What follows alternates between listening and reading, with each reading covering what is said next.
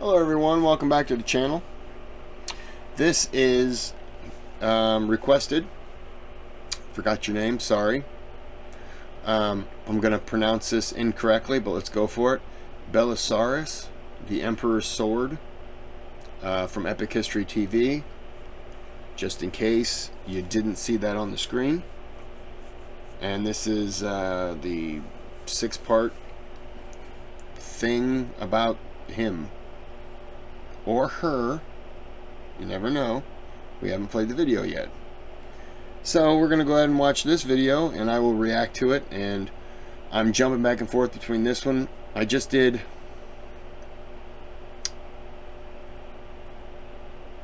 the first part of the Frederick the Great. So I'm jumping over to this one right now. And this will probably be the last video I record tonight. Man, my knee itches for some reason. Okay. Alright. Okay. We're just going to get into this video.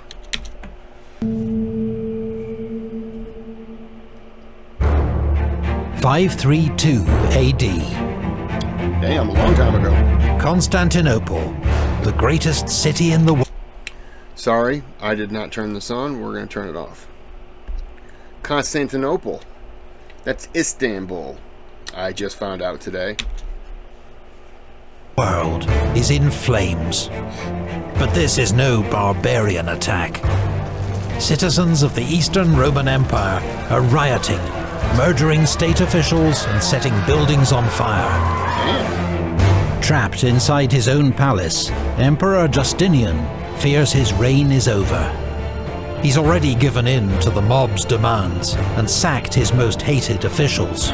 I gotta say, things aren't looking good for you, bud.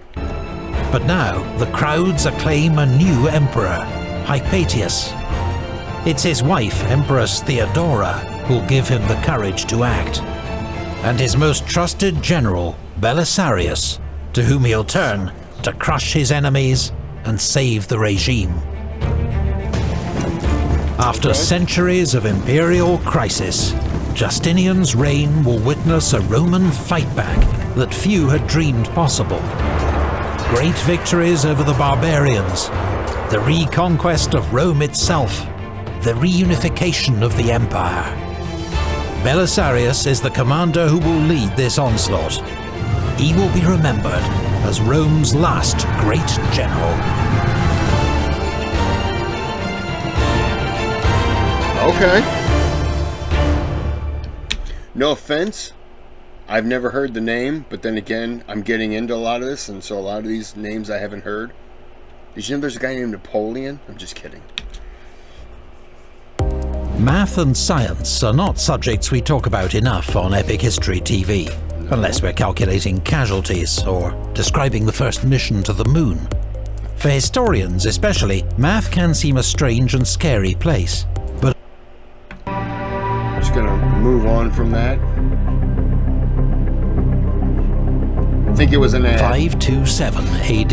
Alright. It's more than 50 years since the fall of the Western Roman Empire. Rome itself, the Eternal City, is now part of an Ostrogothic kingdom of Italy.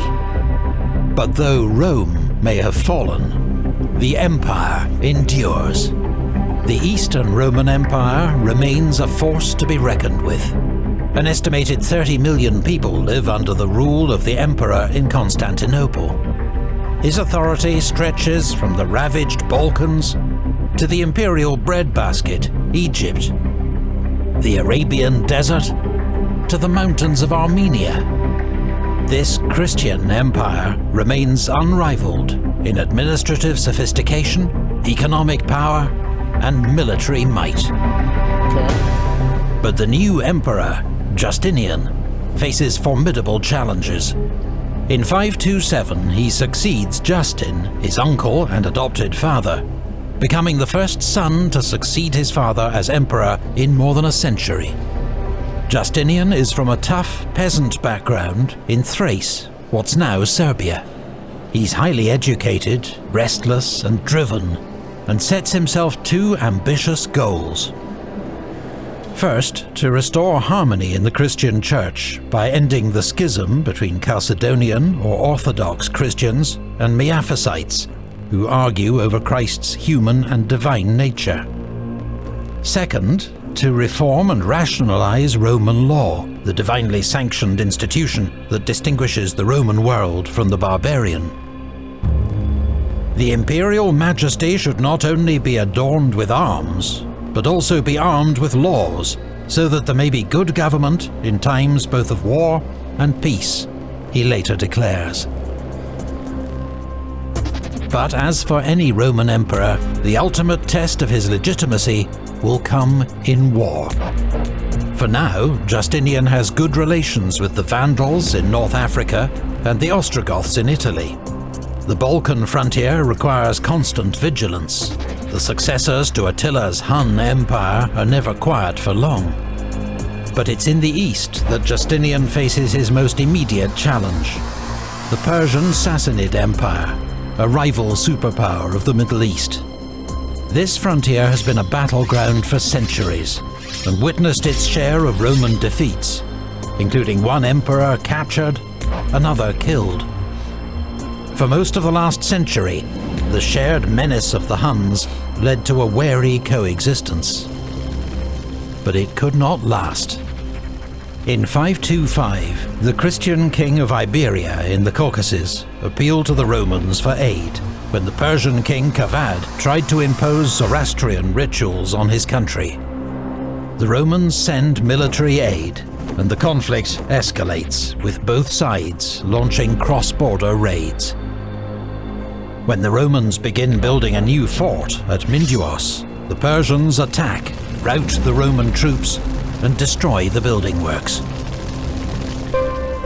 One of the Roman generals to escape this debacle is Flavius Belisarius. Flavius Belisarius, what a name! What a name! He is not blamed, because the next year Justinian makes him commander of all Roman troops in the east, though he's barely 30 years old. Belisarius and the emperor are old comrades, and come from the same humble background in Thrace. He had served in Justinian's own regiment when he was still heir to the throne. His wife Antonina is the best friend of Empress Theodora, and like her, from a dubious background in the acting profession. With both Roman and Persian empires mobilizing for war, the next year, 530, will see Belisarius' first major test as a commander. The troops that Belisarius commands are far removed from the famous legions with which Rome conquered its empire centuries ago. Hard lessons learned from fighting. It just dawned on me it was AD, not BC. I said a long time ago. It was a long time ago, but I was thinking 500 BC for some reason. Sorry. Huns and Persians have helped to forge a new Roman army. Just sharing my stupidity. For centuries, cavalry was the neglected arm of the Roman military, a role usually outsourced to foreign auxiliaries. Now, heavy armoured cavalry known as clibanarii and cataphracti, armed with lance and sword, form the army's elite shock units. Some armoured cavalry, as well as cursores, light cavalry, also carry bows. The Romans, in imitation of the Huns and Persians, are now horse archers themselves. The best units are the bucellarii, the biscuit eaters, named after the army ration. These hand-picked soldiers form a general's personal regiment. Long service, good pay and equipment, plus a personal oath of loyalty make them his most reliable troops. Roman archers are now armed with the more powerful composite reflex bows of the Huns. And while infantry still made up around 2/3 of a Roman army, its role is more defensive, forming a secure base from which the cavalry could launch its attacks. The standard infantry unit is also smaller, called a numerus in Latin, arithmos in Greek, about regimental size, from 1,000 to 1,500 men. They're more mixed, with armoured veterans to form a fulcrum or shield wall, and more missile troops behind them to unleash a barrage of arrows, javelins and darts. Finally, Rome boosts its military strength by recruiting the very barbarians it had once despised, including Huns, Goths, and Heruli. Those outside the empire are recruited as mercenaries. Those within serve as foederati, federates, and are usually commanded by their own officers. The military organization of the empire has also been overhauled.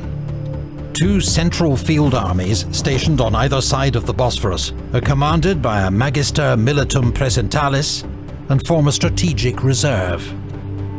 Field armies based in Thrace, Illyria, Armenia, and the East are each commanded by a magister militum and form regional rapid reaction forces.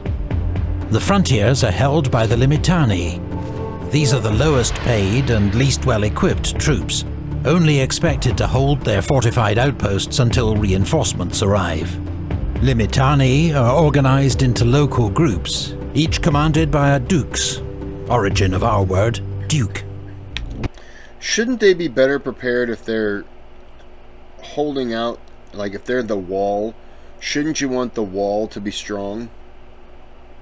If they're holding out for reinforcements, how long before reinforcements get there? We're not talking an hour. But I guess you can also, you might have like some scouts, some spies, kind of jump over a little bit, kind of check to see what's coming, and then immediately go. You're not just standing there waiting, I guess, so. Okay.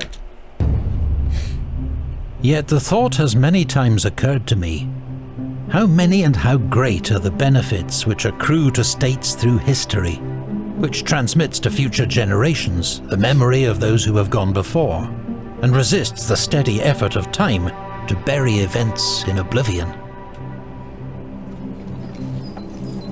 The historian Procopius is our key witness for the events of this period. How come we don't name people like that anymore? Procopius, Flavius. God damn.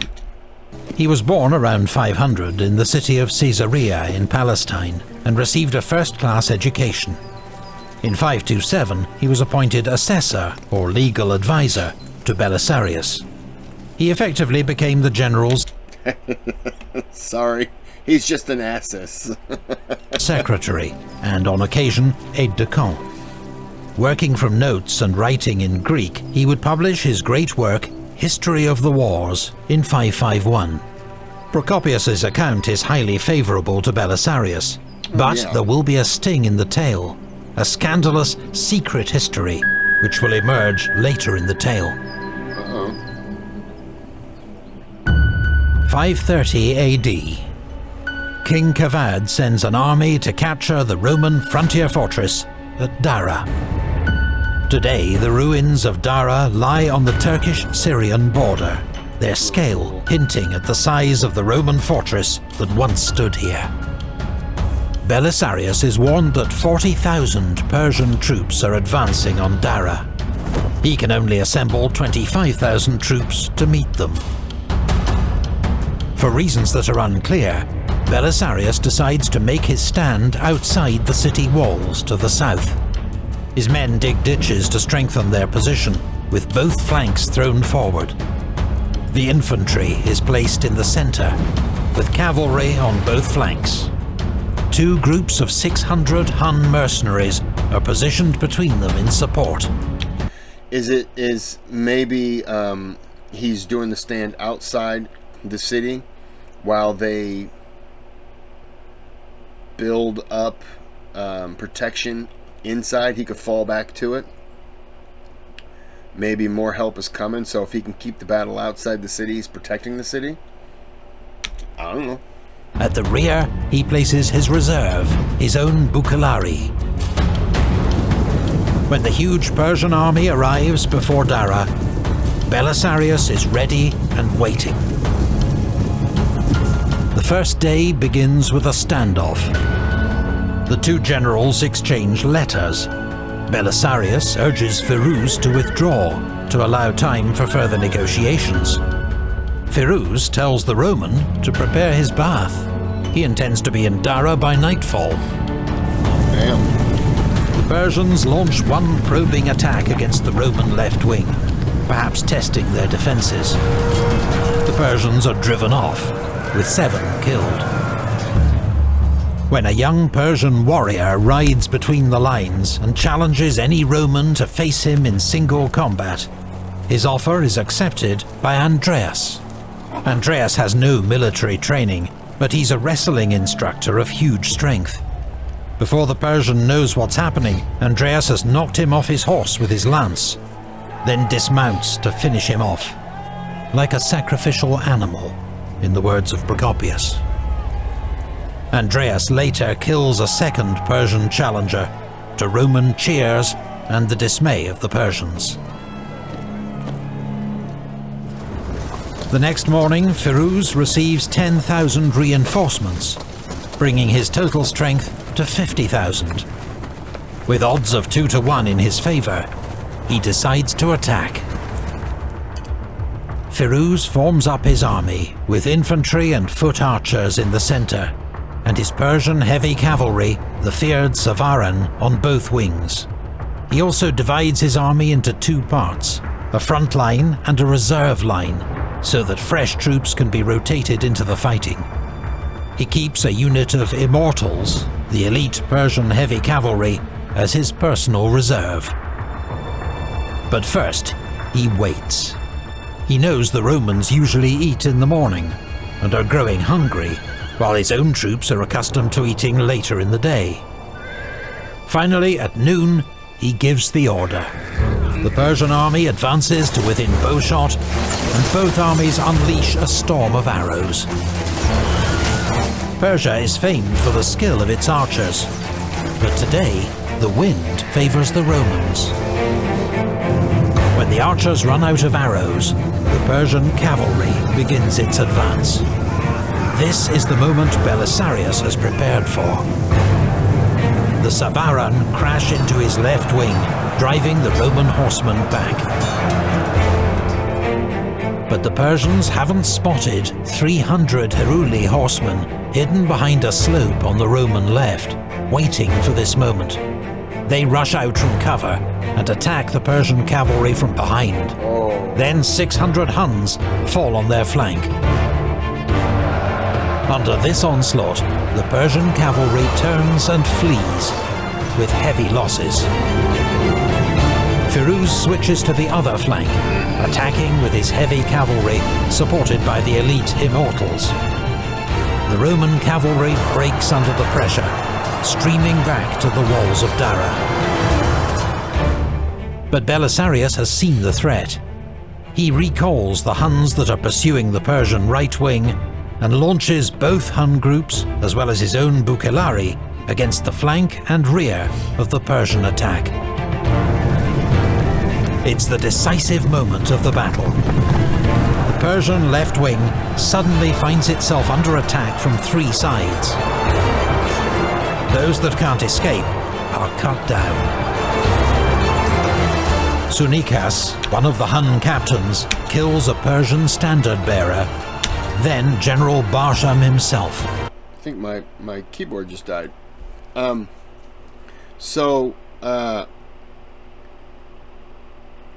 It turned out, maybe by luck, that his guys retreated, and when they retreated, pinning him against the wall, the Persians were so far past that they didn't even know that the people were coming up behind him. So I know that it said they ran, but maybe that worked out for him. There's benefit, but maybe that's something that he planned on. I doubt it, but draw him in, and then we can come behind him. You'd kill a lot more. I don't know this, I'm just saying. Who commands the Persian left wing. With the elite units of the Persian army in flight, the infantry offers little resistance. Most are peasant conscripts, no match for Roman cavalry. Soon the entire Persian army is en route. Belisarius, content with his victory and unwilling to risk any last-minute reverse, halts the pursuit. Procopius tells us 8,000 Persians lay dead on the battlefield, a number that could be accurate.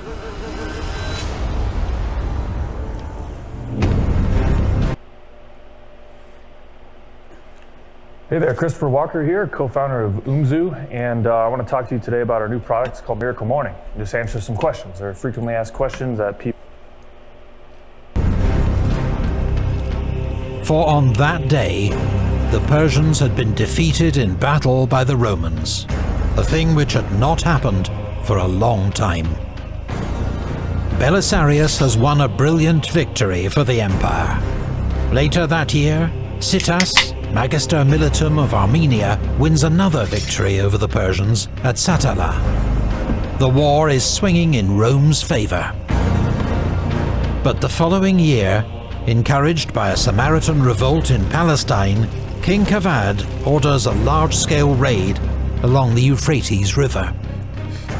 Belisarius assembles an army to meet them. But having ravaged Roman territory, the Persians are content to withdraw with their loot. Belisarius shadows them. His subordinates urge him to destroy the enemy before they escape. So, against his better judgment, he attacks the Persians on Easter Sunday at Kallinikos. The battle is a disaster. Rome's Arab allies, the Hassanids, hold the right flank. But Procopius accuses them of fleeing at the first sign of danger. Persian cavalry rolls up the entire Roman line. In desperation, the Roman infantry form a shield wall with their backs to the river. They hold off the enemy cavalry, buying time for the remains of the army to escape across the river. Kallinikos is a humiliation for Rome and for Belisarius.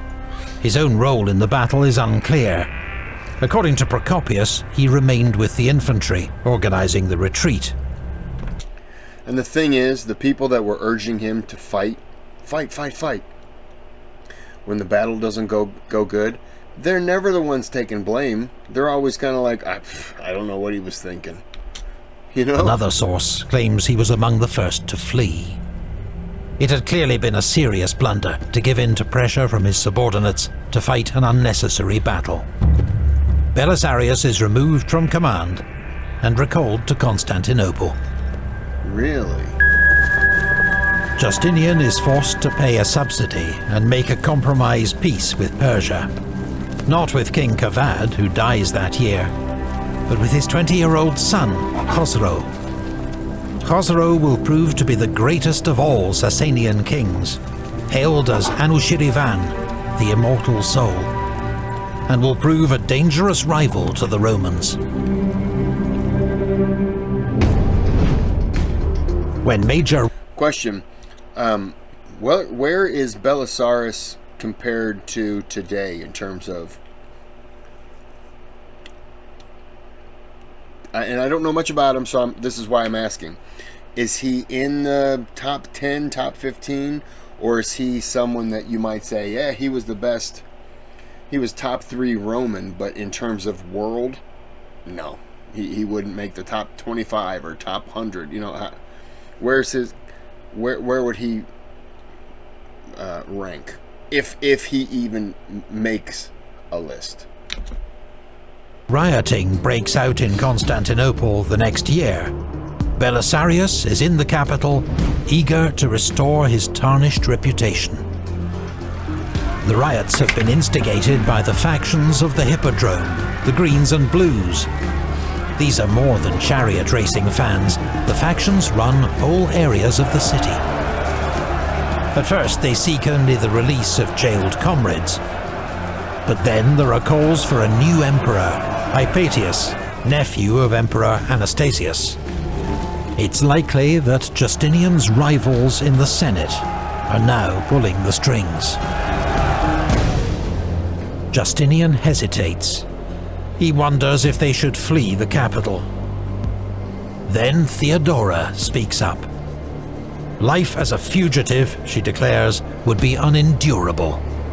Better the old saying, royal purple makes a noble shroud. In other words, better to go down fighting. The Emperor is emboldened by Theodora's words, and orders Belisarius and another general, Mundus, to crush the revolt. Belisarius's hardened troops launch a sudden attack on the rioters. There is no mercy. The streets run with blood. The final death toll is estimated at 30,000, a staggering 1 in 20 of the city's population. Oh my God. The next day, Justinian orders the execution of Hypatius and his brother, probably innocent pawns in somebody else's plot.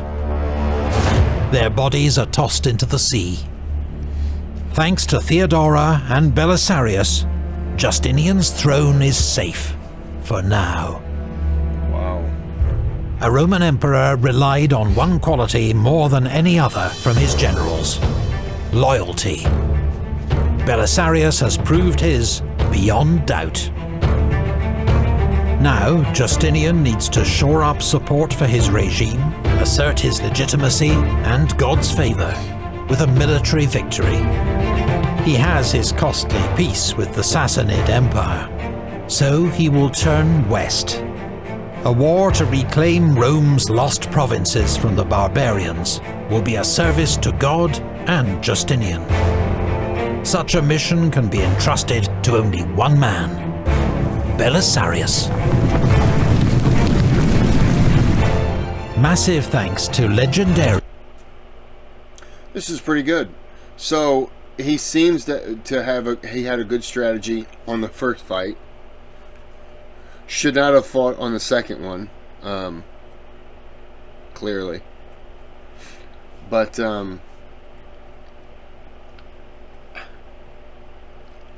look, if I'm in his situation and my generals are saying, you know, if I feel like I have an advantage and my generals are saying, we can win, we can do this, let's just get it, punish them, they're in our territory, look what they're doing, they're running, they're scared of us. What's to say I'm any different? What's to say I don't try to provoke a fight? I don't think he fled the battlefield. I think he probably, I think that the one Roman Arab ally, whatever they were, I'm sure they fled. I don't think he fled.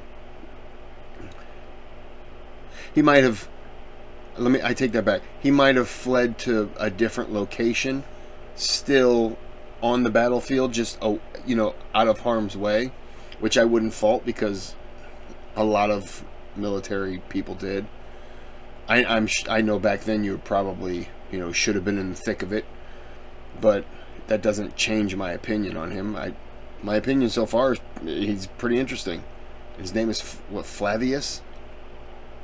I mean, he's number 1 in my book for first names at least. So I'm gonna end this here, and I think I'm gonna go ahead and watch part 2 immediately after this, because this guy is actually pretty interesting. By the way, are there any videos on Genghis Khan? I can't find anything. I'm going to watch that. Or the Huns. I saw the Huns mentioned here. I think that'd be pretty cool.